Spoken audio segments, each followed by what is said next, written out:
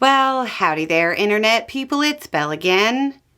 So today, we're going to talk about Texas and the Democratic plan to leave.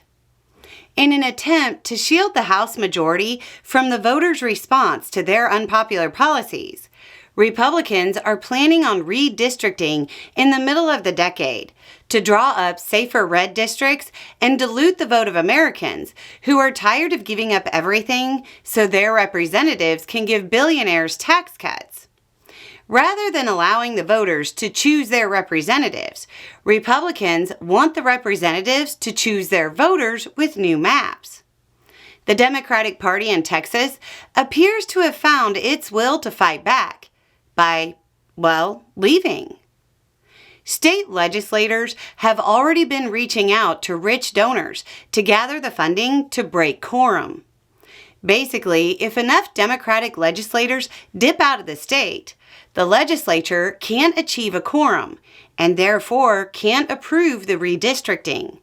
So, why do they need to talk to rich donors for this? Because the Republicans have tried to deter the tactic by applying a fine for breaking quorum. The fine is $500 per day. That could quickly add up to a lot of money the Democratic representatives don't have. It appears that rich donors and even some other politicians who have better fundraising networks seem to be on board with the idea. El Paso State Representative Vince Perez went on record saying, quote, "I think quorum break is a very serious response that should be used very sparingly in extreme circumstances. I do believe that this is an extreme circumstance." Beyond being a unique tactic to slow or maybe even stop a GOP attempt to choose their voters, it does something else. It gives the Democratic Party a way to show it's actually trying. With the limited amount of congressional power they have, the party has a hard time energizing its base. I have to admit that I find the fact that literally doing nothing is going to be an exciting move for the Democratic Party pretty funny. But it likely would energize the base. Representatives breaking quorum would need to leave the state.